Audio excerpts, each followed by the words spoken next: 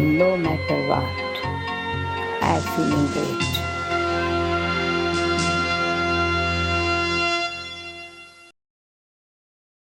Welcome to all our viewers to Godlywood Studio and to our new program, Light of Knowledge.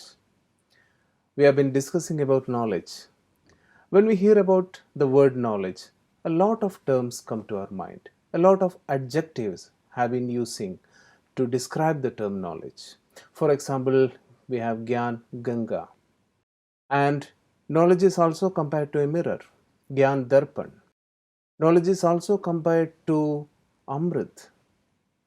Why we use different adjectives for knowledge? And today we are going to look into the depth of all these adjectives which you are using for knowledge. And another thing which comes to my mind is knowledge gives freedom, it liberates. But what is that thing from which we need liberation? This is the main point which we are going to discuss today. And as usual, we have Rupa Behenji with us. Let us welcome her to this show. Rupa Behenji, welcome to the show. Thank you.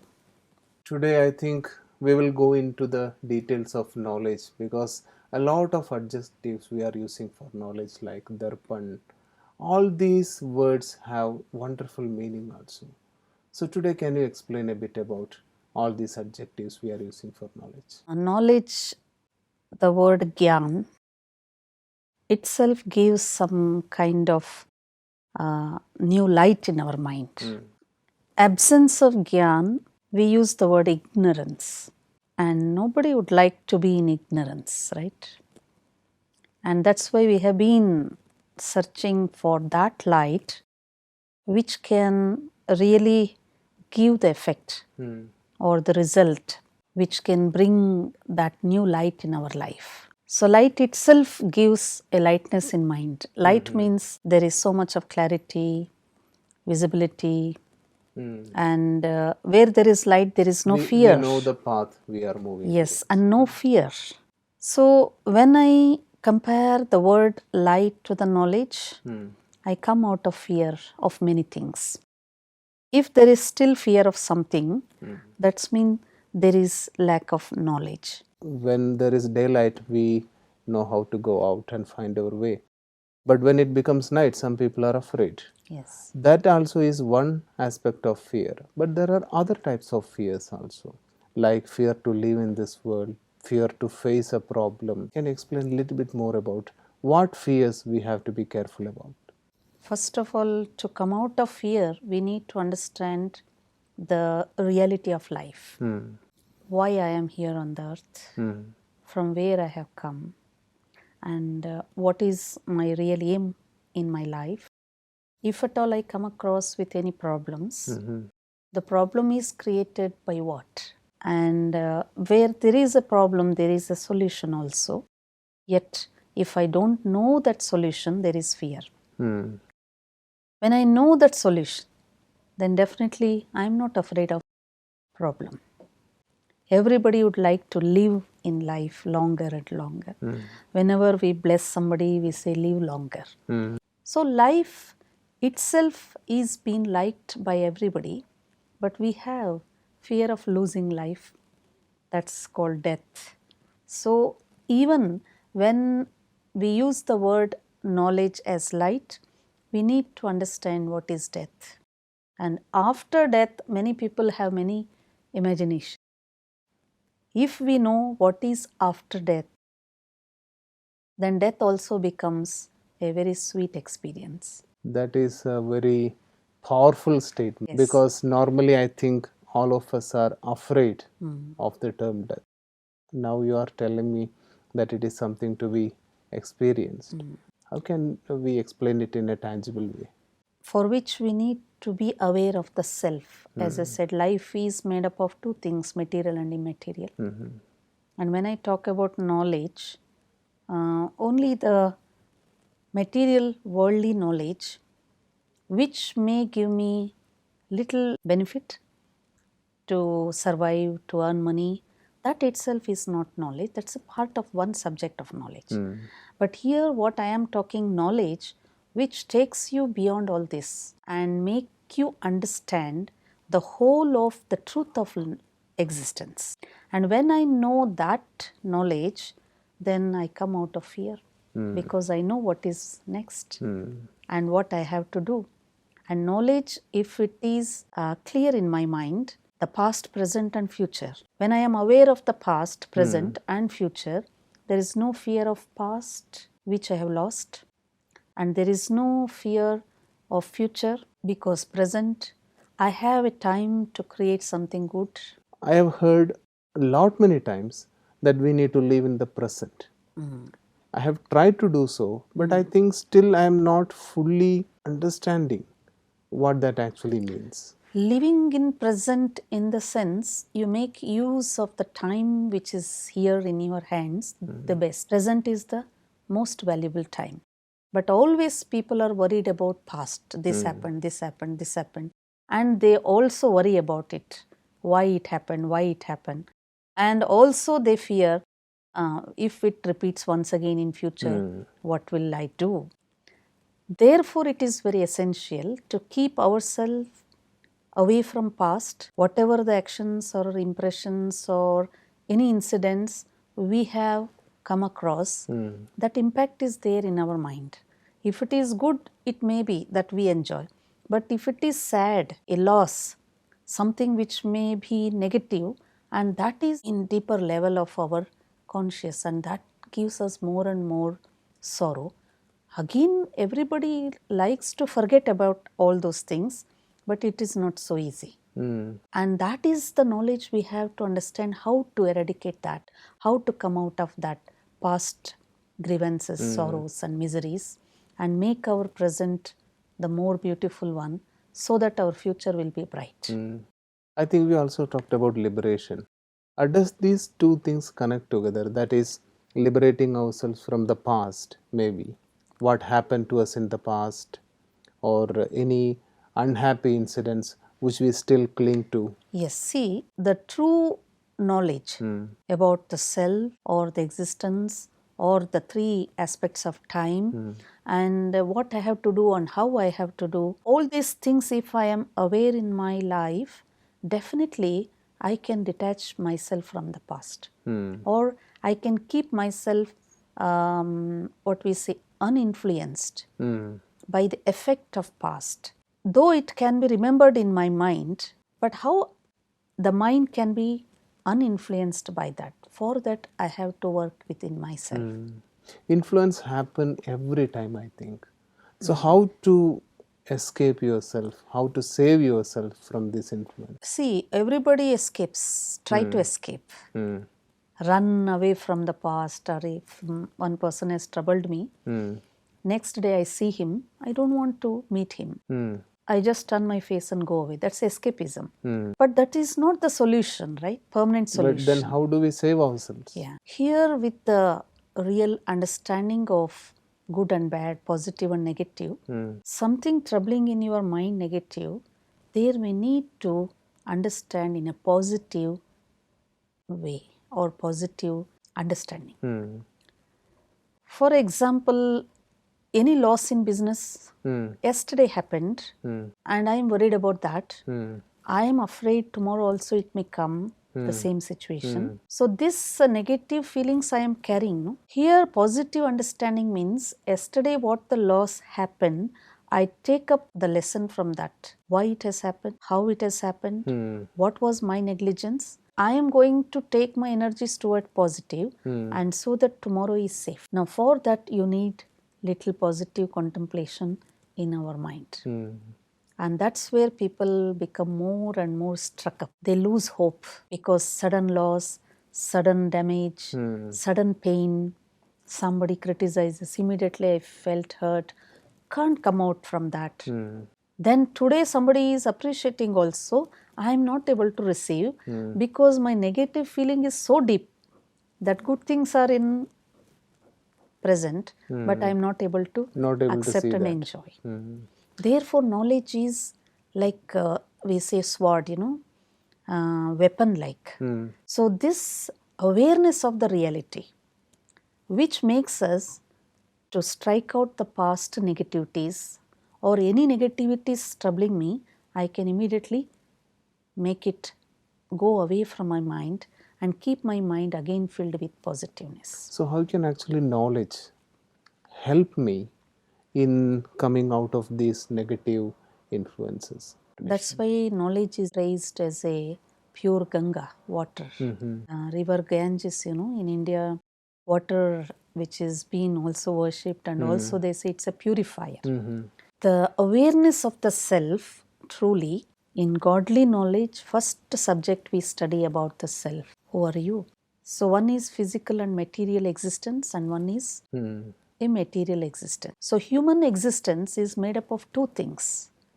What is visible is material, and there is something invisible which is immaterial. It is also very important. And now what all the knowledge we are studying, almost it is related to material. And immaterial things, now and there, something, some words we use, and we don't go in whole or in depth. So there is imbalance. Therefore, whenever there is material comforts we enjoy, and whenever there is silent pains in our mind, we are not able to come out of that.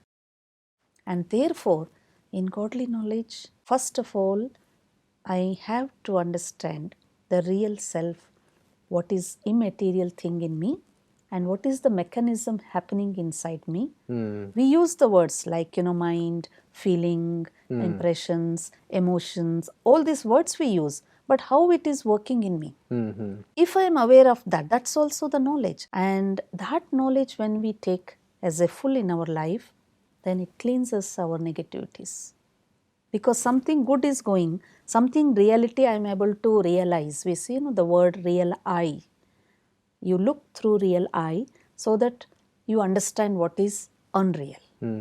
Many of us carry pain and sorrow because unreal thoughts are being occupied in our mind. So knowledge compared to water, because it purifies our mind.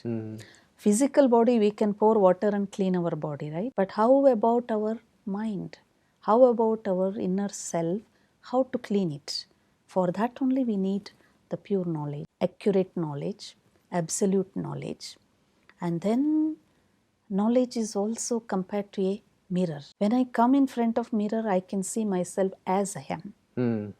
Sometimes if mirror itself is having dust on it, then I cannot see me as I am. Myself, again there will be so much So you of... should be like a dustless, clean Yes. mirror. Therefore, whenever we are under pain, sorrow, we go to God Almighty, in whichever way, whatever the belief people are having, but we surrender, we bow down to God, we say, why this pain is there, please remove this, take me out of these miseries. Why we go and surrender to Him, though we know Him or not, however we are aware of Him, but everybody tries to get that clarity from Him. Why this pain has come, why this problem has to come to me alone, why this sudden situation has come to me, why this problem is troubling me, we ask God. Because God is a very, very, very clean mirror in front of us. So, if we know how to go in front of that supreme mirror, then you see all the root cause of miseries, we understand the reason. So, when we understand cause and the remedies, both, see, we need to understand both. Otherwise, we cannot take ourselves out of it. So that's why knowledge is also compared to mirror, because God the Almighty is a very clean mirror, and from there flows the flawless knowledge, absolute knowledge, a clear knowledge. So we need to clean ourselves with this knowledge Yes. every day. Behenji, I think it is time for us to go into the next session. That is our questions from the public about their own problems regarding profession or regarding godly knowledge or whatever. So here we go to our question. I'm Ninder Kapoor from Chandigarh. I'm self-employed. I'd like to ask how to make my family, my house a swarg. Very beautiful question and very relevant question to the present times. We have been using the word heaven from ages, and also commonly we use this word in day-to-day life. the moment we hear the word heaven, we feel somewhat inside something good is happening. And whether we know what is heaven or not, but the word itself gives a kind of soothing feelings in our mind, right? And if anybody is asked whether you want to go to heaven or hell, like that, hell word we don't like to use, yet there is a comparative word. Of course. Most of the people, they have started considering all these things as unreal. Some stories in the mythology or our own past scriptures. So, talking about heaven, what if I think it is just an imagination? The way to create heaven, that is become very far, and the clarity about that is not really understood by humanity, and therefore we feel it is just like an imagination, maybe or may not be. Let us not worry about it, because we have to work here, earn money. Oh, let us engage, because from past 100 to 150 years, the world, the human civilization has become more engaged with material Yes. comforts, and also development and technology, science, all these areas we are focused, and also giving more attention towards it. And the younger generation also, we are taking them towards this angle. So these things, when we talk about heaven, hell, that and all, like somewhat old fashioned, like that we feel. But still, if we ask anybody, do you like to go to heaven? In the sense, do you like to create heaven? And heaven, the word we use commonly. This is not imagination.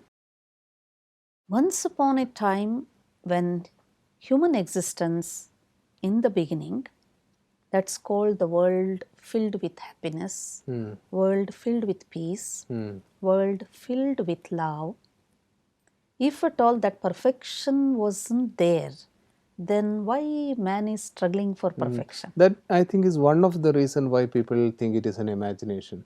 Because when we think or speak or listen to something which is perfect, we don't see perfection today. So people think that perfect world is just an imagination of some poet or some scripture writer. So if such a world existed, and when you look at the world of today, full of imperfections, full of problems, and a mixed kind of, so when we listen to something pure, we immediately think it is just an imagination. Imperfection is again compared with perfection, right? Any time perfection was not existing, then why we say imperfection is in the present, where we want to move to the perfection? Then we would be happy with imperfection only, if it is the order of the life. So you are suggesting that the word imperfection came because there was perfection once. Yes. Otherwise we wouldn't think about See, it. I want to go towards light because I am in dark. If there is no light existing, then why I should struggle to go to light? Why I search the path to go to light?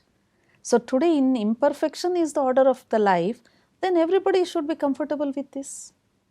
So there was an ordered, perfect Yes. world. So that was called as a paradise, heaven, in India's world. But people think it is all after the death, when I leave this world and go. Yeah. That is one more like a belief which I Gone say to here. heavenly abode. Yeah, that I say as a wrong belief, because presently in this existence, maybe they could not get the way. And in each and every family we see, some or the other problem is existing, and everybody is sharing only problems. And finally we come to the conclusion, and nobody is free from problem. Like if I ask a common question, is there anybody without stress? Then even a small child says, yes, everybody is under stress. Everybody we take up the has. responsibility that everybody is under stress. Similarly, We take it for granted. Yes, because everybody is floating in the same boat.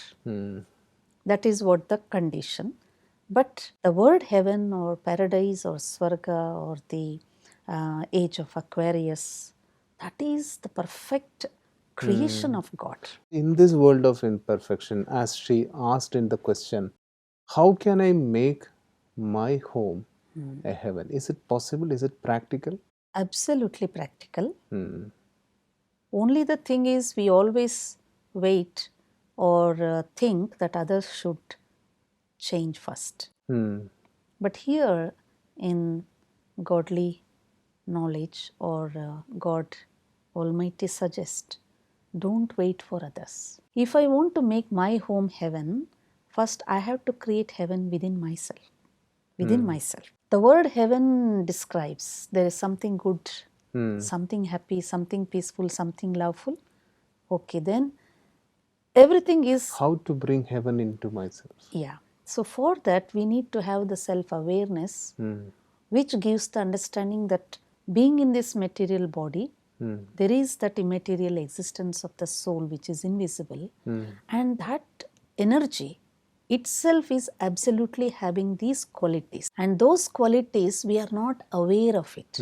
That's where the knowledge is very important, the self-awareness. When I am aware of it, then I try to be in that state. So heaven means we think somewhere up above the sky, and we are not able to reach, and only holy people can go. All this imagination is there. But God, the Almighty, gives a very simple explanation. World was heaven when there was heaven in each individual self. When each individual self started struggling and becoming peaceless and having negative qualities like ego and jealousy, hatred, which we see around the world now, then this is said to be hell. If at all we think about hatred, anger, or jealousy, we see it has entered. Anger entered, jealousy entered. Absence of anger is peace. Absence of jealousy is love. So what we have to do creating heaven?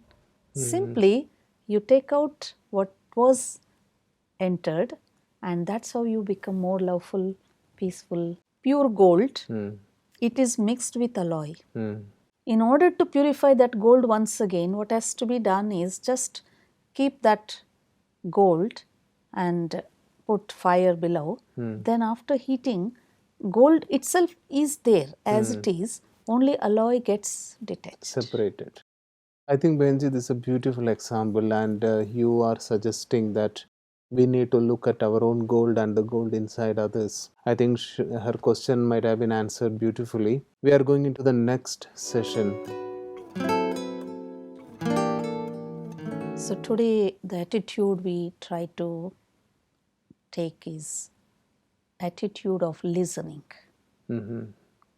See, knowledge which is coming from the source of light, the Supreme, where we praise the Almighty as ocean of knowledge. And if I want to dive deeper in that ocean and fill my quench or the thirst of that true divine knowledge, then I have to keep my mind and heart clean and also listening.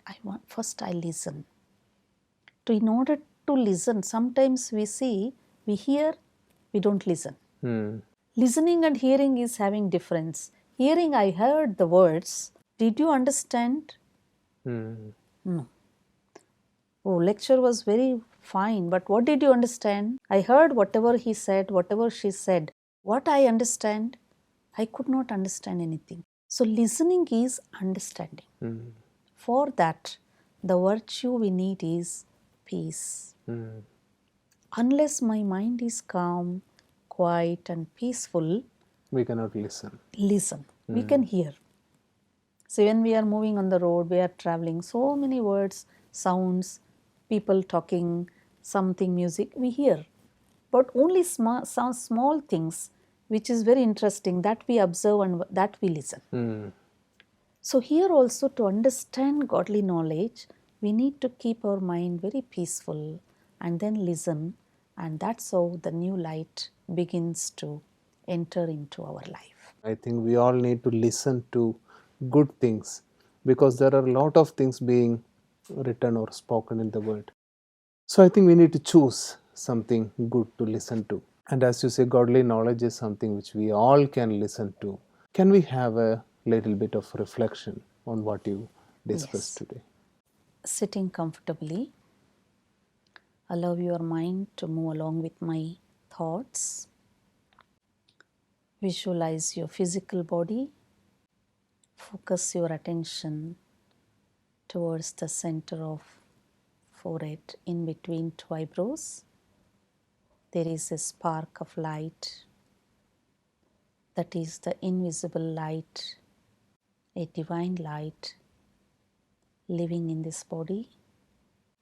That is I, the soul. From the center of my forehead, the rays of peace spreading all over my body.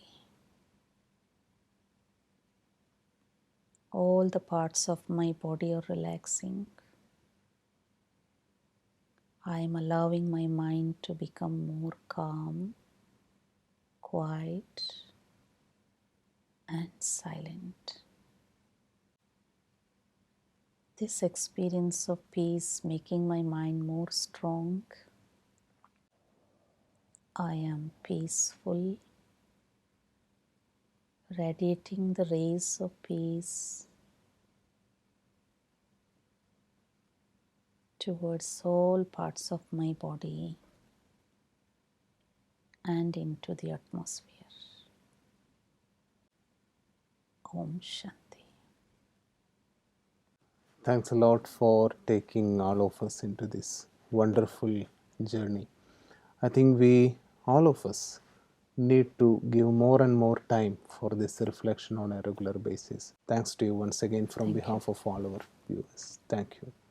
Today we learned something new. Knowledge liberates, but how? It is the past which makes all the problems. When you are trapped in the past, we fail to move forward in life. We have experienced this many times. And now let us take the power of godly knowledge, dive a little bit deeper into positive reflections, and try to find out what is that stopping me to move forward. And after we find out, just burn it in knowledge.